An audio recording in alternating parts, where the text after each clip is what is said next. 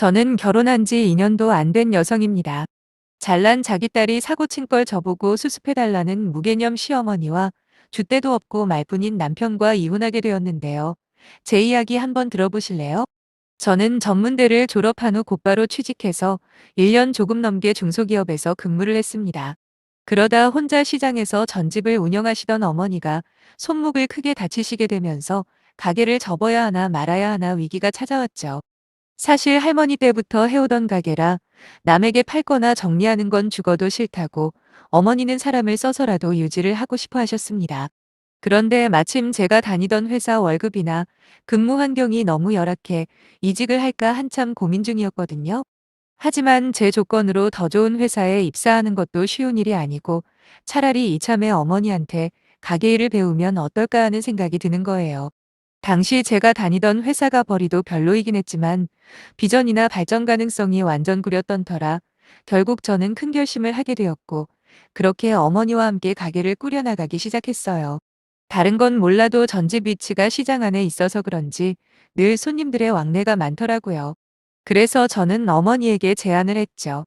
중구난방으로 무조건 여러 가지 종류를 하는 것보다 맛있는 거 몇 개만 추려서 집중적으로 판매를 해보자고 말이에요.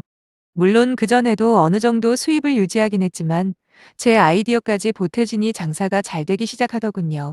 그동안 회사에서 일하면서 보람 같은 건 못 느껴봤는데 처음으로 뭔가 성취했다는 뿌듯함까지 느꼈네요. 그렇게 경제적으로 여유가 생기다 보니 이제는 연애를 하고 싶다는 생각이 들었고 여러 번의 만남 끝에 남편을 만나게 되었습니다. 특히나 장사 때문에 정신없는 저를 누구보다도 자리해주던 남편과 별탈 없이 연애를 하다가 그런 자상함에 반해 결혼까지 하게 되었죠. 당연히 결혼 이야기가 오간 뒤 양가 식구들에게 서로를 소개하는 자리에서 처음으로 남편의 누나를 만났어요. 저보다는 6살이 많고 남편보다는 2살 많은 신우는 남편 말에 따르면 자기 집안의 기둥이라고 하더라고요. 인류대학교를 나와 대기업에서도 빠른 승진을 자랑하던 신우는 아직 결혼은 안 한 상황이고 그래서 그런지 시부모님께 매달 생활비로 200만 원씩 드린다는 겁니다. 정말 대단하다고 생각했어요. 요즘처럼 부모 자식 간에도 삭막한 세상에 보기 힘든 효녀라고 저 스스로 반성까지 했다니까요. 하지만 신우와 제 사이는 첫 만남부터 삐걱거렸죠. 처음 남편 집에 인사드리러 간 날, 신우와 시어머니 두 분 다 빵을 좋아한다길래 일부러 1시간이나 걸려서 유명 맛집에 케이크를 사가지고 갔습니다. 도착해서 한동안은 분위기가 좋았어요. 사실 남자를 사귄 적은 몇 번 있었어도 어른들에게 인사드린 건 그때가 처음이라 내심 긴장을 많이 했었거든요. 그런데 저를 따뜻하게 맞아주시고 환대해주시는 시부모님 덕에 마음이 많이 편해지더라고요. 이런저런 대화를 나누던 중 신우가 외출해서 돌아왔고 왠지 모를 쌀쌀맞은 모습에도 크게 개의치 않았습니다. 왜 그렇잖아요. 사람마다 다들 성격이 다르니까 말이죠. 겉으로는 저래도 속정은 깊은 사람일 거라 믿어 의심치 않았죠. 문제는 온 가족이 둘러앉아 제가 사가지고 간 케이크를 먹으면서 대화를 나눴는데 처음 들어보는 단어를 남편이 쓰는 거예요. 남편 역시 공부를 잘해서 유명대학교 출신이거든요.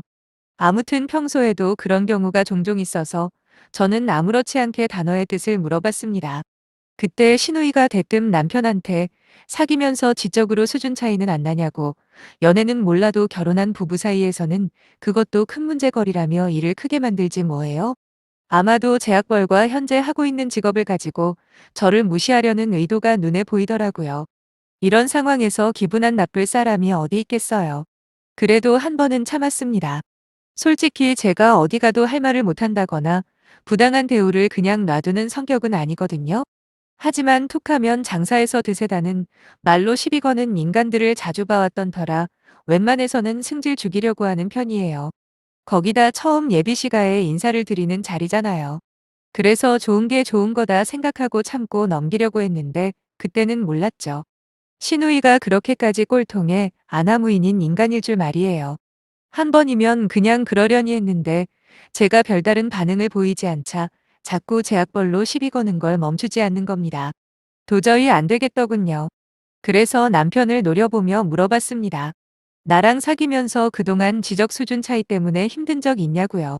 그러면서 만약에 내가 가방끈이 짧다는 이유로 수준 차이 난다고 생각하면 관계가 더 깊어지기 전에 말해달라고 진지하게 말하면서도 신우 쪽은 아예 쳐다보지도 않았습니다. 마치 상대할 가치도 없다는 듯이 말이죠. 생각해보세요. 아무리 자기가 좋은 대학교의 엘리트라고 하더라도 일단은 예비올케가 될지도 모르는 사람한테 저딴 식으로 매너 없게 나오는데 제가 먼저 예의나 격식을 차려야 할 이유가 없잖아요. 그런 말도 있잖아요. 내가 존중받고 싶은 만큼 남을 존중하라는 말요. 아무튼 남편은 제 기분을 눈치챘는지 유독 오바해서 손사래까지 치면서 절대 그런 적 없고 앞으로도 안 그럴 거라고 대답을 하더라고요. 분위기가 살짝 이상해지긴 했지만 곧바로 시부모님이 화제를 전화하셔서 그날은 유야무야 넘어가긴 했습니다. 그래도 불쾌한 기분은 쉽게 사라지지가 않았는데 역시나 결혼하고도 신우 때문에 마음 상한 적이 정말 많았네요. 하나하나 일일이 열거하자면 수십 페이지도 모자르겠지만 그중에 하나를 말씀드려 볼게요. 원래 전집은 명절이 대목이잖아요. 그 기간에는 특히나 일손 구하기가 너무 어려워서 저뿐만 아니라 손목 안 좋은 친정어머니, 그리고 이제는 은퇴하신 친정아버지까지 모두 동원돼야 합니다. 다행히 저희 시간은 차례를 지내지 않아요. 그래서 남편에게 명절 당일날 저녁까지 일을 해야 할 것 같은데 어떻게 생각하냐 물어봤죠. 그러자 남편도 흔쾌히 그러라고 하더라고요. 그때만 해도 결혼 초기라 직접 말하는 게 조심스러워서 남편에게 잘 좀 말해달라 했어요. 며칠 후 남편은 자기가 잘 말씀드렸다고 부모님도 어차피 제사 지내는 것도 아닌데 우리 편한 대로 해도 괜찮다고 했답니다. 그 말에 안심을 한 저는 명절 전날부터 당일날까지 열심히 장사를 하고 있었어요. 그런데 신우한테서 전화가 오더라고요.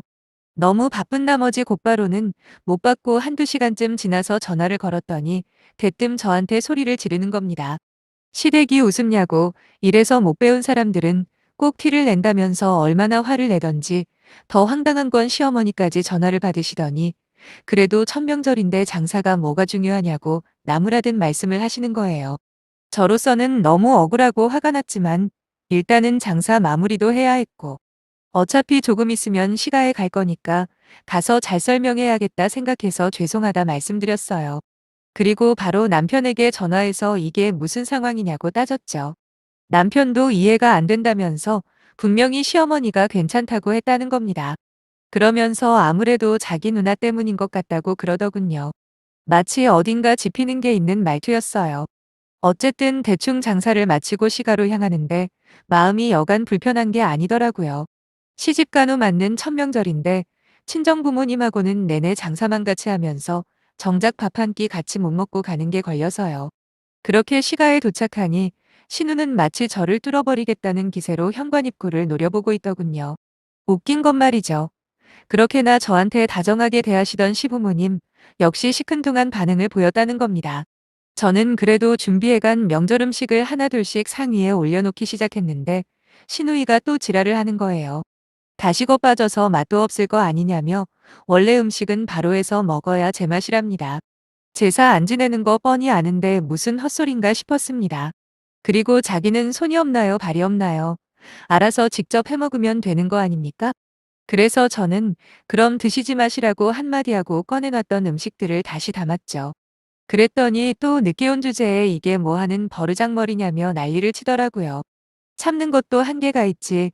저도 더 이상 참을 수가 없다 생각해 한바탕 들이대려고 하는 찰나 시어머니가 저를 잡아 끌더니 잠깐만 당신 좀 보자며 방으로 데리고 가셨어요. 어머니는 방문을 닫으시더니 갑자기 제 손을 꼭 잡고서는 조금만 이해해달라고 하시는 겁니다. 그것도 속삭이는 듯한 작은 목소리로 말이에요. 그게 무슨 말씀이냐니까 시어머니가 하시는 말씀이 어처구니가 없었네요. 글쎄 자기 딸이 워낙 지밖에 몰라서 그런다고 그냥 비위 좀 맞춰달라고 사정을 하시는 게 아니겠습니까? 신우 이상한 거 온 가족이 다 한다면서 괜히 건드려봐야 속만 시끄러워진다고 저보고 자존심 조금만 굽혀달라는데 대충 왜 그러는지 알 것 같았어요. 아마도 매달 신우가 주는 생활비 때문이겠죠. 그 순간 집안 자체가 정상이 아니다 싶긴 했지만 시어머니가 불쌍하다는 감정도 들더라고요. 거기다 곧이어 들어온 남편도 저한테 미안하다며 머쓱한 얼굴로 저를 쳐다보는데 나 하나만 참으면 되는 상황이구나 싶었죠. 물론 그렇다고 똥이 무서워서 피하는 건 아니에요. 당연히 똥은 더러워서 피하는 거 아니겠어요? 저는 시어머니와 남편에게 오늘은 그냥 참아보겠지만 다음에도 또 이런 식으로 나를 물고 늘어지면 그때는 장담 못하겠다 했습니다. 그러니 웬만하면 신우랑 얼굴 마주칠 일 없는 게 서로를 위해서 좋을 것 같다고도요. 그렇게 어이없는 대화가 끝나고 나갔더니 웬걸 제가 싸온 음식들을 신우가 개걸스럽게 처먹고 있더라고요. 아마 제가 안에서 혼났다고 생각했는지 얼굴 표정도 엄청 밝아진 상태로 말이죠. 진짜 황당 그 자체였지만 옆에서 애처롭게 저를 쳐다보고 있는 어머님과 남편을 보면서 그냥 꾹꾹 참긴 했습니다. 그 후로 웬만하면 신우와 제가 만날 일은 시부모님과 남편이 먼저 막아줘서 큰 문제는 없었어요. 거기다 신우가 없을 때는 그래도 시부모님과 저희 부부 관계가 꽤 좋은 편이라 이혼을 생각할 거라곤 전혀 예상을 못했죠. 왜 그렇잖아요. 어느 가족이든 별난 인간 하나쯤은 있는 편이지 싶었고, 솔직히 신우만큼 시가의 생활비를 지원할 수도 또 지원할 생각도 없었으니까요. 그저 나이 드신 분들이 고작 돈 몇 푼 때문에 딸 눈치를 저렇게 보고 사는 게 보기 딱할 뿐이었습니다. 그것뿐만 아니라 시어머니가 저한테 종종 시누이 뒷담화를 까면서 어쩔 땐 정말 치사하고 더럽다며 하소연도 하셨거든요. 그래서 시부모님 입장이 이해도 되면서 마치 우리는 한 팀이다 이런 생각도 했던 것 같아요. 당연히 지금 돌아보면 멍청하고 한심한 착각일 뿐이지만요.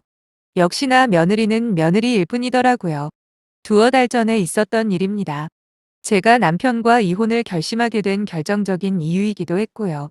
원래는 신우랑 마주칠까봐 집으로는 잘 안 부르셨는데 그날은 집으로 좀 오라고 하시는 거예요. 기니 할 말이 있다면서요.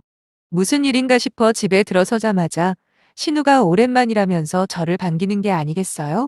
사람이 죽을 때가 되면 안 하던 짓을 한다더니 왜 저러나 싶고 기분이 싸했습니다. 그렇게 저와 남편, 그리고 신우와 시부모님 온 가족이 거실에 모였죠. 얼마간 어색한 침묵의 시간이 흐른 뒤 남편이 먼저 쭈뼛거리면서 말문을 열었습니다. 저한테 대뜸 너무 미안하다며 이번 한 번만 이해해 달라길래 뜸들이지 말고 부탁할 게 뭔지부터나 이야기해 보라고 했습니다. 그랬더니 이번엔 시어머니가 제 손을 덥석 잡으시더니 저를 부른 이유를 말씀하시는데 정말 기절하는 줄 알았네요. 알고 보니 신우가 만나고 있던 남자가 있었는데 사귄 지는 1년 조금 넘는다고 하더라고요. 문제는 신우가 현재 임신 5개월째래요. 물론 그 남자랑 결혼하기로 이미 이야기가 된 상태였다는데 그 남자 부모님이 결사 반대를 하시다가 결국 헤어졌답니다. 그때 갑자기 신우가 자기는 이제 어떡하냐고 펑펑 울어버렸고 그런 신우를 시아버지가 달랜답시고 방으로 데리고 들어갔죠. 다시 자세한 상황을 들어보니 이미 아이를 지우기에는 시기도 늦은 데다 신우가 강력하게 낳을 거라고 했다는 겁니다. 여기까지 들어봐도 굳이 저한테 기니 할 말이란 게 짐작이 안 되잖아요. 답답한 나머지 그냥 본론만 말하라고 제가 뭘 어떻게 해드리면 되냐고 물어봤더니 글쎄 신우 아이를 저희 부부 호적에 올리라네요. 결혼도 안 한 신우 입장을 생각해달라고 하면서 키우는 건 자기들이 키울 테니 호적에만 올려달라는 거예요. 싫다고 했습니다. 법적으로 나중에 생길지도 모르는 제 아이와 복잡해지는 것도 싫었지만 무엇보다 사고는 자기 딸이 친 건데 저한테 떠넘기려는 분위기가 가장 마음에 안 들었거든요. 제가 거절을 할 거라고는 예상을 못했는지 시어머니 표정이 엄청 놀란 듯 보였습니다. 그리곤 곧바로 시어머니가 한다는 말이 너는 잃을 게 없지 않니? 은정이는 학벌부터 직업까지 엘리트 코스로만 살아왔는데 그런 인생에 오점을 남기면 되겠어 안 되겠어? 라고 하시는데 얼마나 어이가 없던지요. 지금까지 저한테 다정했던 그분이 맞나 싶어 황당하기만 했네요. 역시 피는 물보다 진하다는 말이 맞는가 봅니다. 그렇게 제 앞에서 신우욕을 하실 때는 언제고 결국 며느리 인생보다 자기 딸 인생이 훨씬 소중하다는 거잖아요.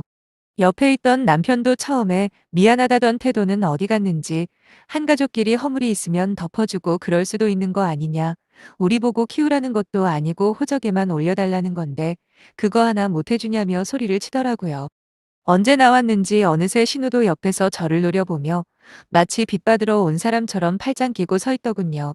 완전히 잘못 걸려도 오지게 잘못 걸렸다는 생각뿐이었습니다.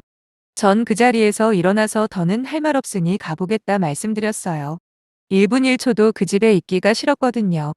근데 시어머니가 제 팔을 꽉 잡으시더니 시장 통해서 장사하니까 하는 짓도 싼 것처럼 구냐는 겁니다. 두 얼굴도 이런 두 얼굴이 있을까요? 시어머니의 팔을 뿌리쳐버린 저는 그대로 돌아서서 시어머니께 그랬네요. 내가 그동안 돈 때문에 딸 눈치 보고 사는 인생이 불쌍해서 내 나름대로 잘해주려 얼마나 참고 노력했는지 알고는 있냐고요. 근데 어떻게 이런 식으로 나를 깔아뭉개냐. 지금까지 뒤로는 나를 장사나 하는 싼 것으로 생각하면서 앞에서는 잘해주는 척 연기했다고 생각하니까 소름이 다 돋는다고 소리를 쳤습니다. 그리고 저를 재려보고 있는 시누이에게도 한마디 했죠. 그깟 돈 몇 푼 가져다 준다고 부모한테 함부로 하는 거 아니라고요. 물론 너를 그딴 식으로 키운 니네 부모도 잘못이 없지는 않지만 그래도 1차적인 책임은 돈 가지고 유세 떠는 너 자신이라고 제발 사람답게 살아라 쏘아붙였습니다. 그러자 시어머니랑 신우가 동시에 방방 뛰면서 저보고 당장 나가라고 하더군요. 안 그래도 나갈 생각이었다 말하곤 바로 나와버렸습니다. 곧바로 남편이 쫓아나오더니 이런 식으로 가는 게 어디 있냐면서 지금 가버리면 자기랑은 끝이라고 협박까지 하대요. 아무 대꾸도 안 하고 쌩하니 집으로 와버렸습니다. 그 후로 남편은 자기가 잘못했다고 생각했는지 갑자기 또 태도를 바꿔서는 매일같이 빌었지만 아무 소용이 없었죠. 이미 저는 마음에서 결정을 내린 상태였고 변호사랑도 상담이 진행 중이었거든요. 남편에게 이혼하자 몇 차례 말해도 싫다며 고집을 부리길래 그럼 서로 변호사 고용해서 진흙탕 싸움 한번 해보자 했습니다. 그리고 니네 누나일도 그렇고 나한테 무슨 말을 했는지도 모조리 까발려 줄 테니까 기대하라고 밀어붙였어요. 저도 그땐 눈에 뵈는 게 없더라고요. 일주일을 고민하던 남편은 결국 백기를 들었고 마침내 엊그제 지긋지긋한 합의 이혼이 전부 끝났습니다. 돈 때문에 딸 눈치만 보며 사는 시부모님이 불쌍하긴 하지만 그렇다고 싸구려 동정심에 제 인생을 팔 수는 없는 거 아닙니까? 그깟 돈이 뭐라고 딸을 그렇게 놔두다니 참 안타까운 인생인 것 같아요. 이제 이혼 절차도 마무리되었으니 당분간은 제 사업장인 전집 운영에만 힘써볼까 합니다. 남편도 시부모님도 그리고 신우까지 생각만 해도 지긋지긋하네요. 어쨌든 새 출발하는데 격려의 말씀 해주시면 감사할 것 같아요.